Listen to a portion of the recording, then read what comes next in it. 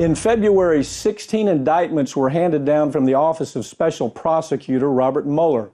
13 of these indictments were issued to individuals and 3 were for businesses, but all of them were connected to Russia. These indictments claimed that the individuals and businesses had illegally interfered with the 2016 U.S. presidential election to the benefit of Donald Trump. And while the prosecutor's office likely thought that none of these companies would show up in court to defend themselves, one company decided that they were going to fight back against the charges. Concord Management and Consulting, one of the firms that was indicted, sent their lawyers to court to enter a plea of not guilty and to exercise their right to a speedy trial. And that's bad news for the special prosecutor's office. The lawyers from Concord Management are now seeking all of the documents, all of the evidence, and any secret surveillance that Mueller's team might have gathered about their businesses and employees. And the special prosecutor's office absolutely doesn't want to hand that information over for very good reason. The prosecutors never dreamed that any of these indictments result in actual court cases, so they never thought for a minute that they'd have to hand over their intelligence to anyone.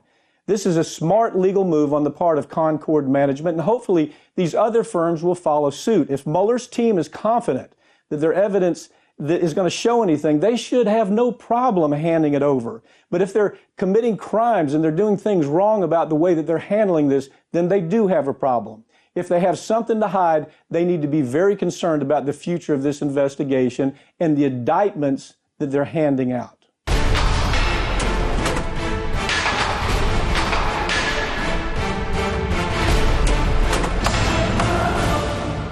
Joining me now to talk about this is Steve Malzberg, talk show host and political analyst. Steve, start by telling us what those 16 indictments from February were about. Give us the background on that.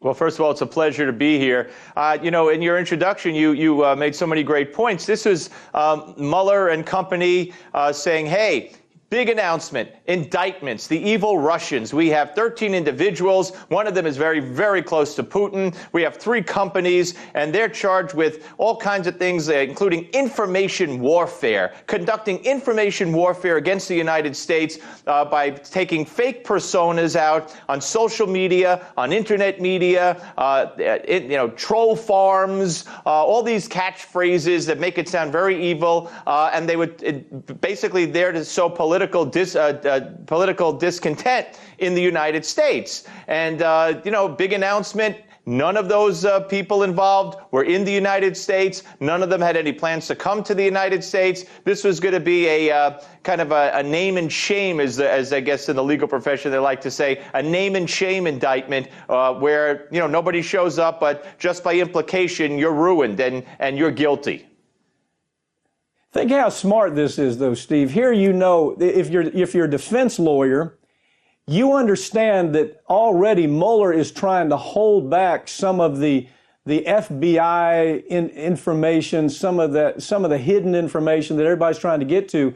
Mueller's trying to hold back. He can't go forward with these indictments without some of that information. If you're the defense lawyer, you're arguing, wait just a second.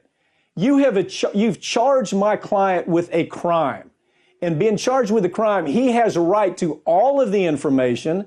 You'd make a request for that information, a request for discovery. And if Mueller says no to anything, you know what happens to the indictments?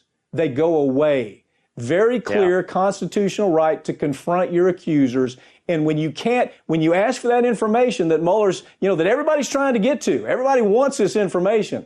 Part of it ties in to these indictments, I promise you. Look, when Concord Management had their lawyers show up in court, do you think that the prosecutors were ever expecting anything to happen like the defense lawyers showing up and saying, hey, we want our day in court? What's your take on that, Steve? Absolutely not. Like I said, this was supposed to be just a kind of a PR, I don't want to call it a stunt, but a PR event announcing the indictments, and then that would be the end of it. But when Concord sent 2 lawyers to court and started demanding their rights to all the information that Mueller had. They want the grand jury instructions read back to them in public, in open court. They want their right to a speedy trial. They're complaining that Mueller's not being forthcoming and handing over the information they've requested. Some of it is in Russian. They want it translated from Russian. I'm telling you, this is a nightmare for Mueller and his team. It is. Well, you know what happened, Steve, and I mean, some of the best material I've seen written about it really got this story right. Mueller was in a funk. Nothing was happening with his investigation. People were doubting anything. You know, we heard Russia, Russia, Russia, and all of a sudden he has to do something. So he says, look, I'm going to issue these indictments. They're not going to come back from Russia. Nobody's going to show up to actually fight this. And I'm going to look like I'm actually delivering something. Now, I don't know whether Mueller made those decisions, but his prosecutors did. And he's responsible for those decisions. But now he's going to be pushed to the max. Good defense lawyers are going to use this to say, you know, you got to put up or shut up. You don't indict my people without giving me all the information. I have a right to confront my accusers. What that means is I have the right to confront every piece of evidence that you used or you suggested to that grand jury to have me indicted. You know, from the start, these indictments seem more symbolic. They wanted to show that Russia was involved without ever having to back up those claims. Isn't that kind of playing itself out here? Absolutely. And, you know, they requested from a judge. They wanted, Mueller's team, the prosecutors wanted a delay, and the judge said no. And now they're faced with either handing over information. And by the way, they can't hand over redacted information like they give to the congressional committees. Exactly. They got to give them all the information. There's no way they're going to do that because, as you correctly pointed out, they never expected any of this. So what's the alternative? The alternative is drop the charges. And you know what that's going to look like? You know how long between the time they drop the charges and Donald Trump starts tweeting about it. How many seconds? Yeah. Yeah. Well, here, look, we all know where this started. You know, Hillary Clinton lost. Let's see, she ended up blaming people like me who were pro-Bernie. All the Bernie bros were blamed for the loss. Virtually, Susan Sarandon was blamed. I could go on forever about the people who were blamed. Misogynists were blamed. The Russians were blamed. And Podesta, here's what's interesting about this case to me. Podesta unleashed all this. Tony and John Podesta, who are now pretty much on the lam themselves. It won't be long till we see investigations taking place about them. But they started all this. And then the next thing that happens, Steve, if I'm looking at this, the issue about Russia is out there. So what happens? All the war hawks start stepping in. The defense industry says, wow, this might be the chance to start another Cold War with Russia. We're going to sell a lot of missiles. This is a good thing. And the thing starts taking off. And Mueller becomes an absolute patsy to all of that. Absolute patsy. You know, when he first came on the scene, I did a show and I said, I got a lot of respect for the guy. I've looked at his career, except for of course, the uranium issue was a little sketchy. But I said, I think he's going to do the right thing. And then almost immediately, we start seeing this turning into a political juggernaut.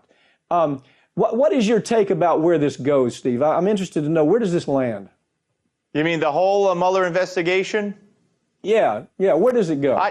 I think it goes to the Congress. I think he writes a report. I think he finds in his mind what he considers to be evidence of obstruction of justice. And he's not going to find collusion. He's going to find poor judgment in certain meetings, the one that Trump Jr. had here and there. He's not going to find any evidence of collusion because we would have heard about evidence of collusion. He's going to stretch it and say by firing Comey for the stated reasons, the interview he gave to Lester Holt at a campaign rally, he called on the Russians to release Hillary's emails. He's going to use all this and try to present a case of obstruction and give it to the Congress. And I say if the Democrats take the House, they will impeach Donald Trump. He won't be convicted in the Senate, but they will impeach him. Yeah, there's no question that they intend to do that. What do you think about the noise? You've got noise with Clapper, noise with Brennan. You've got some real questions that need to be asked. How does that factor in here? If you're taking a look at this, I mean, here's my point. You got Concord saying, look, you've indicted my client, okay? we want to tell the whole story. That gives them the right. It gives them a very broad reach on the depositions they can take. You follow me? Yeah. So when those depositions start tying up part A to part B, don't some of these other people, isn't it one of those deals where be careful what you ask for because you might get it? Isn't that kind of what's happening here? Well, yeah. I mean, again, but I guess you folks in the law profession say never indict someone if you're not prepared to go to trial with it. And that's exactly what's happening here. Look, there's all kinds of doors and avenues to open and go down here in discovery. And you're absolutely right. And people like Brennan and Clapper, why there hasn't been an investigation from the Attorney General's office, from the Department of Justice, ordered by the Attorney General of this country. By the way, has anybody seen Jeff Sessions? Because he's missing in action. He has been for about a year and a half.